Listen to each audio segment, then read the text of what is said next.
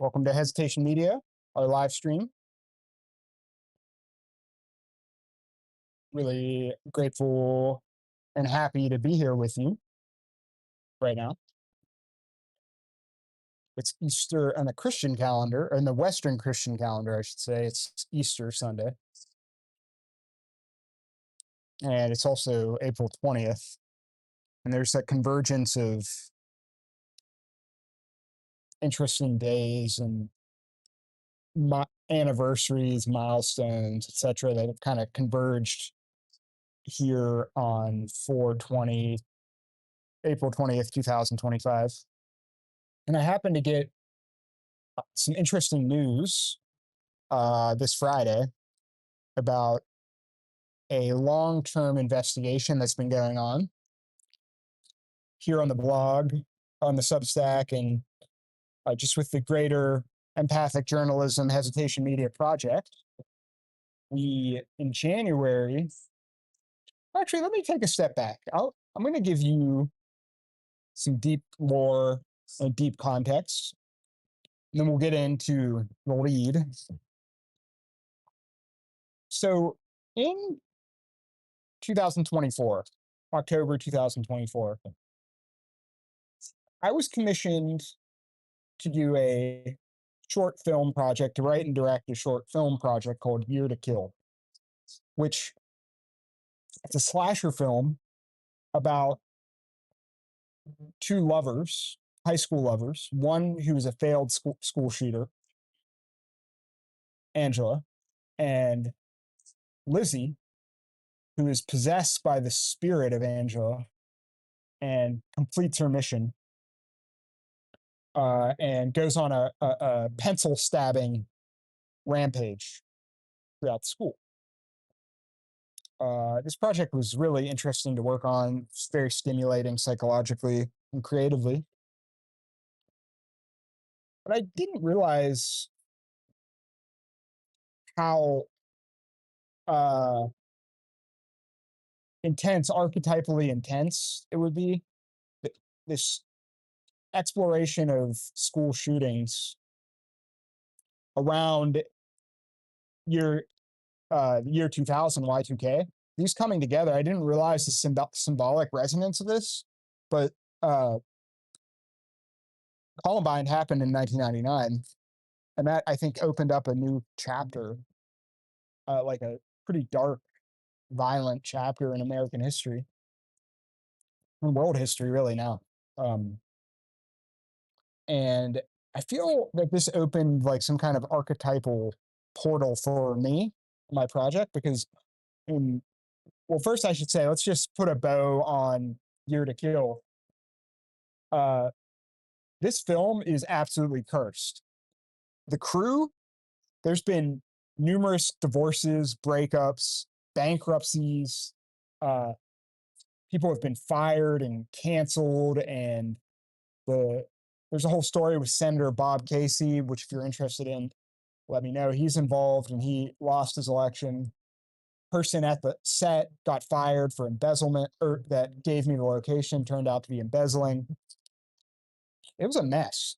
And similar to like Macbeth or something, I think that the energies of this project were actually pretty destructive in my life as well. I feel good. I'm happy and feel balanced and well adjusted, but since October, there's been career transitions, huge relationship transitions, moved numerous times because of work, and health things have been. I've had major lifestyle changes that came out of nowhere. So it was a very interesting project, and that kind of leads us into the Antioch school shooting of January 2025. So a young man by the name of Solomon Henderson live streams a shooting in his high school. This news breaks, and when school shooting news breaks, my investigation, I'll often go into archiving mode because we'll get into later. I feel that it's very important to document the motivations for these things. And there's a competing priority, which is to make sure that they don't have notoriety and there aren't copycats. And so almost immediately their online presence starts to become scrubbed. So I like to archive it for my own study. And as I was archiving this case, something disturbed me. Was Solomon, the shooter, made an extremely obscure reference in both his manifesto and in his online presence to the Noctulians, Noctulians, Noctulian. And this piqued my interest right away, because this is a reference to a very obscure English occult group from the 60s and 70s that was one of the key influence of the Order of Nine Angles, which is an extremely notorious Nazi satanic cult that is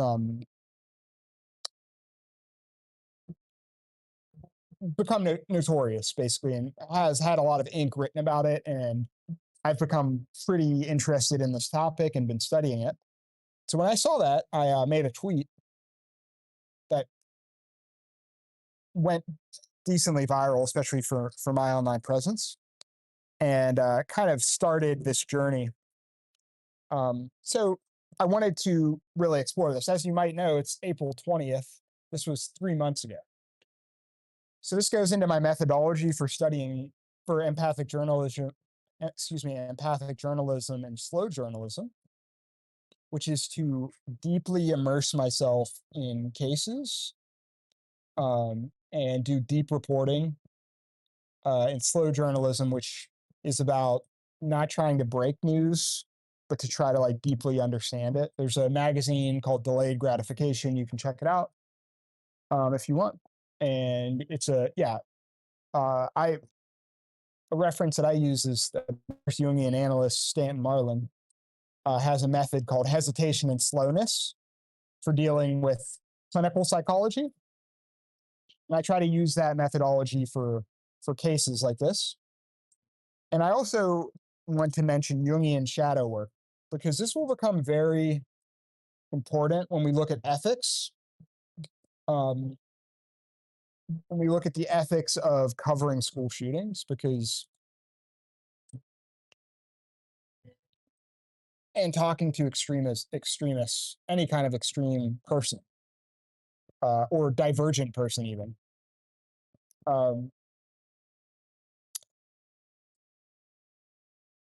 I have a working hypothesis that when we repress a certain topic, that it festers in the body, the individual's body, if they're repressing it, but in this kind of the social body as well. And Carl Jung had an idea, like when they asked him if he thought that World War III could be prevented, he said his idea was that the only way to do that would be for people to integrate their shadows and to find like the fascists or the communists within, and to integrate that and understand what part of the individual psyche is holding that extreme point of view. And so to put that in the context of school shooting, there's alienation, there's violence, rage, etc., and being alienated and being a loner and being a creep, all these things that many of us feel, but it's not central to who we are. It's not part of our personality. So, we don't want to think about it or talk about it. I think these cases, these eruptions of violence are archetypal energies that are erupting from the collective unconscious, and these individuals, well, of course, they're responsible and should be held culpable for these actions are also holding an archetypal energy, and it's possible for us to in the future prevent these from happening by understanding the case. So that's a huge idea from this work. And we'll bring this up again when we get into ethics of mass shooting. Okay. So what happened between January and and I think I'm revising, excuse me. On Friday, I mentioned Friday, but didn't close the loop. I got news that I'm not going to tell you what platform it is yet, but a pretty major U.S. magazine is going to run with this piece in May. So I'm very excited about this. But since it was Easter and 420, I wanted to tease it, basically. So, okay.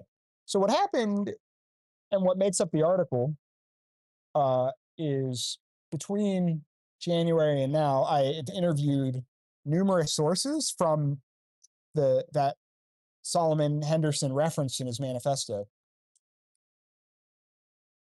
The first I want to talk about is Liber of Love, excuse me.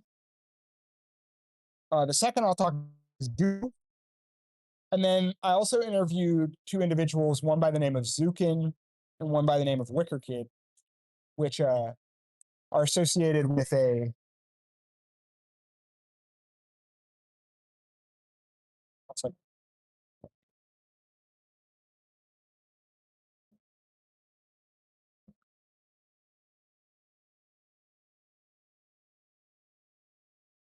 my internet tried to pick up Wi-Fi, and I want it to be on my network. Okay.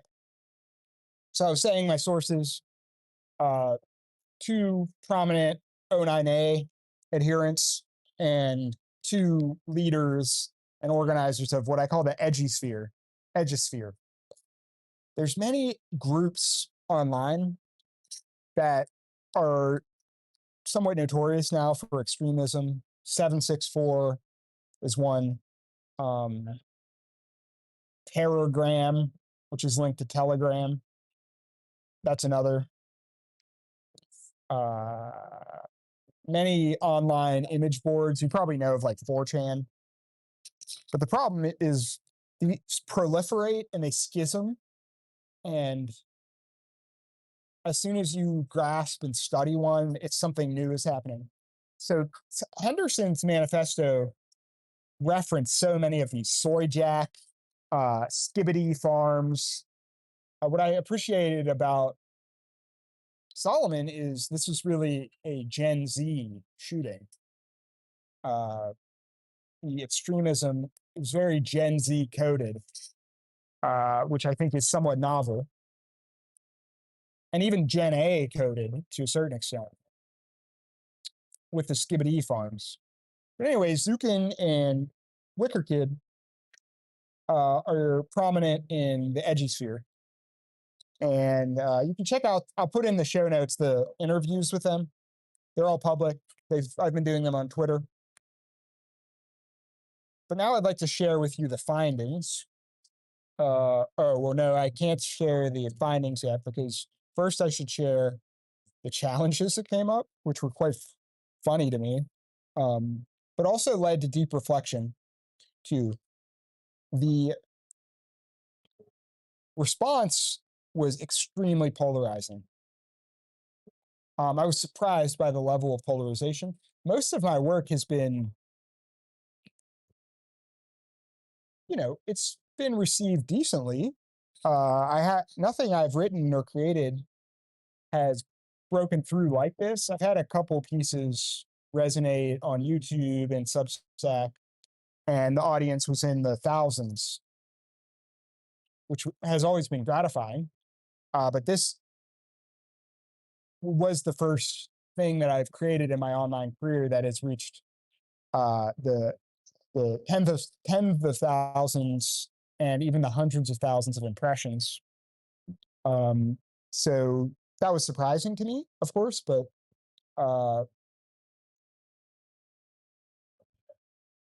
the level of vitriol that I received. I received a level of support, which was nice and stimulated interesting discussion, which is what the work is designed to do. But the level of vitriol around my character and persona was super interesting to me.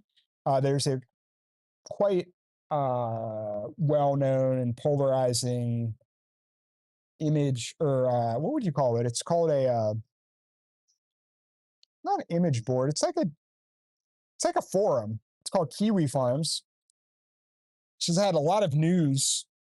You can Google it, and I'll put it in the show notes. But they created a thread on me, and uh, I don't know if it was users from that platform, but I received lots of death threats, and I received lots of my ex-girlfriends received calls.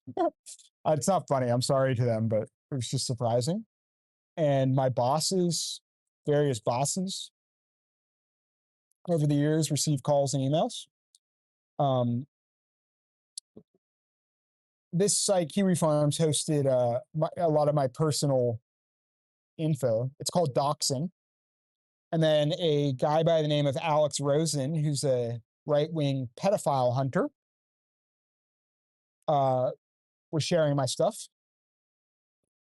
And the reason they became very upset with me was because I made a comment in one of the interviews where I was saying that people who are obsessed with Satanism and pedophile, that they might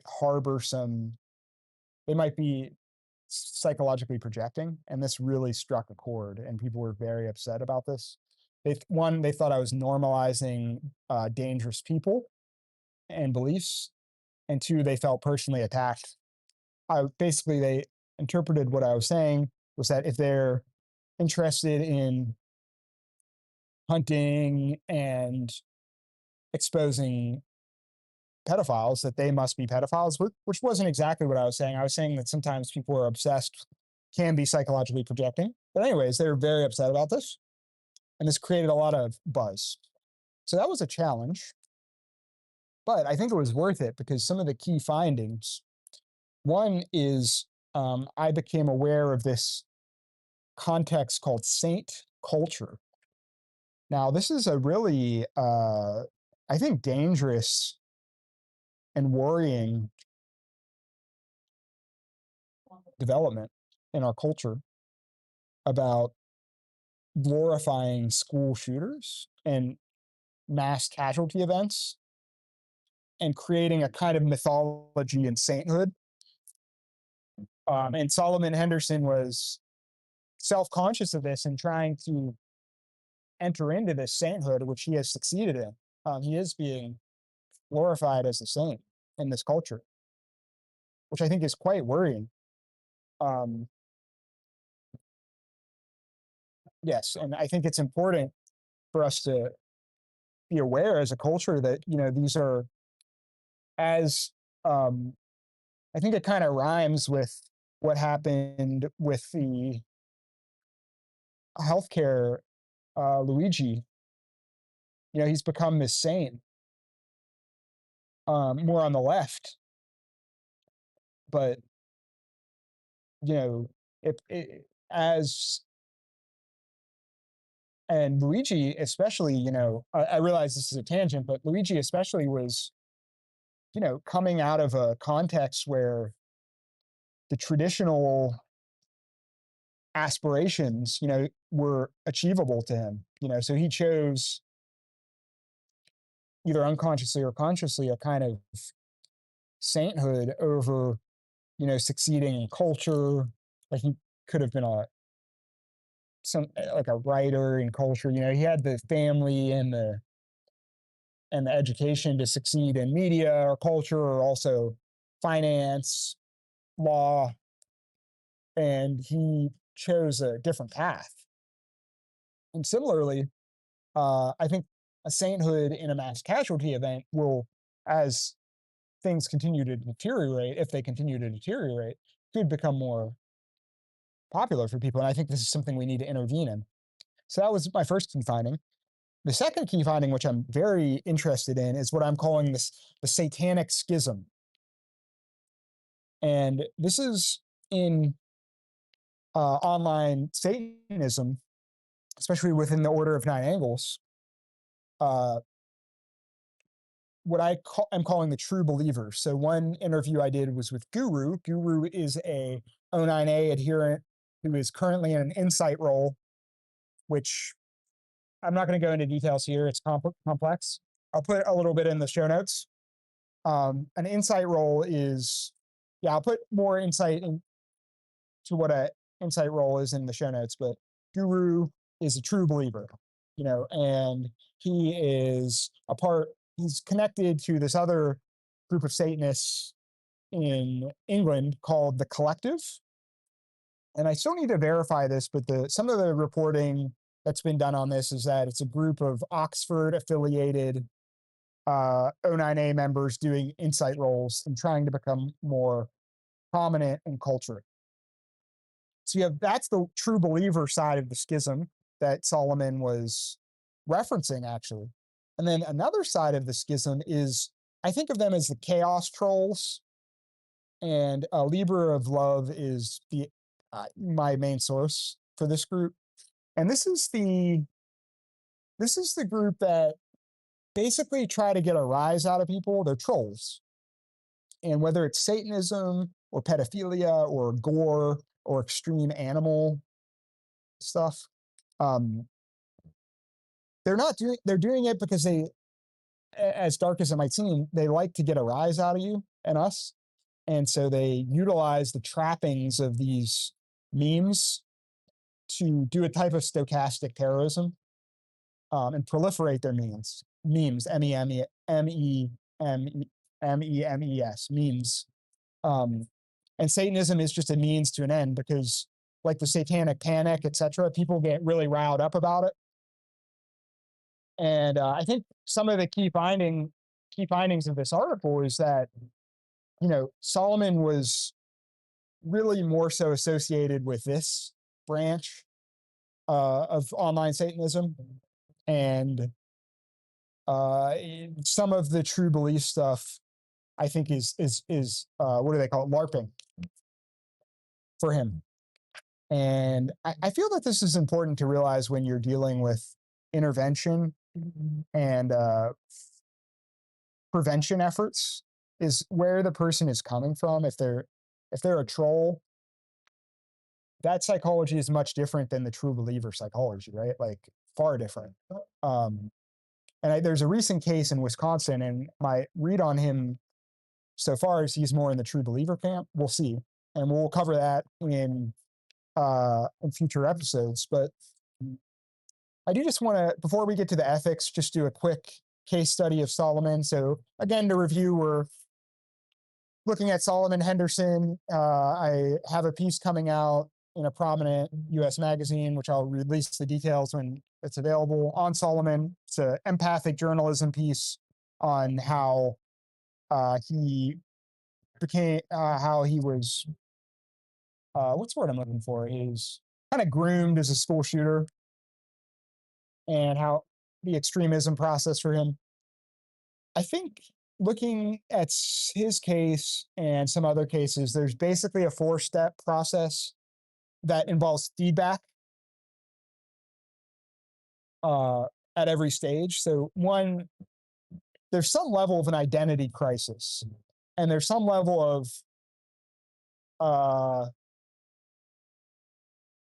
the societal motivations, things where generally people are incentivized to be motivated towards career success, family, career, family, hobby. Those type of motivations are not working for the person, and they go into a type of crisis.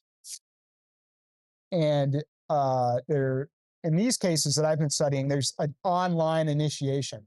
So there's some kind of initiation into a community that resonates with the person. And in this case, they were, for Solomon, various online troll communities like Soy Jack and Skibbity Farms and uh, online O9A adjacent satanic edgelords. I shouldn't say edgelords. That seems mean. Like edgy sphere. I'll call it the edgy sphere. He's initiated into the edgy sphere. And then this becomes escalated, I think, due to desire, the incentives around getting attention. You want to stand out. Like we want to stand out in our culture. You know, you want to have markers of success and like promotions or graduations. You know, there's these markers of improvement that we have, right? And in these online communities, it's similar. You need to escalate. And unfortunately, it tends to escalate into real world, from edginess into real world violence. And then there's an aftermath, which again, there has to be feedback loops. So that's key to this analysis is there's feedback loops encouraging this. And then there's an aftermath, which will be in the piece and maybe in the show notes around how the online communities have made him a saint, you know. So I kind of want to end on ethics because I mentioned in the criticism and polarized nature I've gotten for this piece, well, not only this piece, but the kind of reporting I've done on social media around this piece, is, and circling back to the film Year to Kill in 1999 and Y2K and how Columbine happened in 1999. If you remember, or if you go back and look at that case, like the reporting was absolutely absurd. Like they were so sensationalized. And if you compare like how we do school shooting coverage today, like you would probably be disgusted. Like they just really not glorify, but they really played on the violent aspect and showed a lot of gore, like on like mainstream television. And then that received a ton of criticism. And in my opinion, there's been a massive overcorrection, which now we tend to just memory hole these events. And you barely see any coverage on even like the court cases. You see very little coverage on any of it. And you see coverage in the early days, and then it stops. And I think there'll be a coda on the show notes of this where I really have looked in detail on these ethics. And I think in our effort to be trauma informed towards the victims and the survivors, and the desire to minimize copycat killers, copycats, and imitators, we've overcorrected as a field, journalism I'm talking about, and we've stopped covering, like we haven't looked at the motivations and the patterns in some of these shootings, and that's caused I think there's an ethical dilemma because it's the number, you know, not harming people is in my other field of psychology and counseling, that's the number one ethical principle is do no harm. In journalism, the number one ethical principle is the public good, and harm is an important competing ethical principle.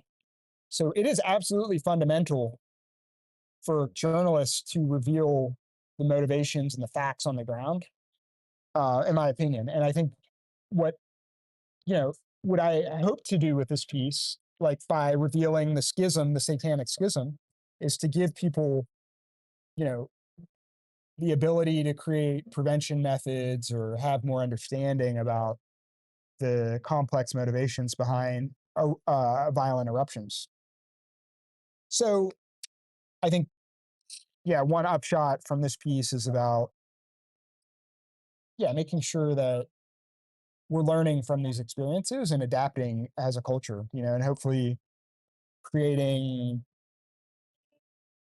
feedback mechanisms and incentives to de-radicalize people and having the intelligence to know what type of de-radicalization is needed. Because if you're a true believer in a satanic cult versus it'll be funny to an online troll if you're trying to de-radicalize them. Like they're going to think that's funny and you're going to be the butt of their joke and they're going to pretend to be a Satanist to fuck with you, So yeah, that's a completely different type of person. And we should respect them and talk to them and meet them on their own terms. As we should respect the Satanists and understand their religious views and not mock them or DM like think they're stupid or something, because that's alienating them further from society. So that's a part of my thesis here. Let me know what your question. I'm going to end soon because I want to go to the beach, but and release you back into Easter or whatever you're doing. So do I have anything else to say? I'm just looking at my clipboard. I don't know. Just appreciate it if you subscribe. Check out Hesitation Media. We're going to follow this case up. The piece itself will launch in May in a prominent U.S. magazine. I'm interested in the recent April case, so I'll be looking into that. We'll be looking into. Oh, one thing we have to cover is another shady, shadowy aspect of all this is the intelligence, FBI involvement and infiltration into these networks and accusations of what do they call it? Entrapment, and been a lot of interesting angles on this. There's a Temple of Blood is a O9A affiliated press in the United States that was infiltrated by the federal government, FBI, and funded by the FBI to entrap, or not entrap, that's a loaded term. I should say to catch basically extremists. And there's been debates on if that actually does more harm than good. That's a whole different angle. And the online trolls have weaponized all of that. And so that's another angle we'll go down. So let me know what you're interested in. I'll try to look into it. Would love to hear your ideas around the ethics of all this and the critiques and appreciations of the method. Yeah, and I hope you'll get into slow journalism and empathic journalism and incorporate that as part of your current events diet and media diet. So thanks for signing off. I'll talk to you soon.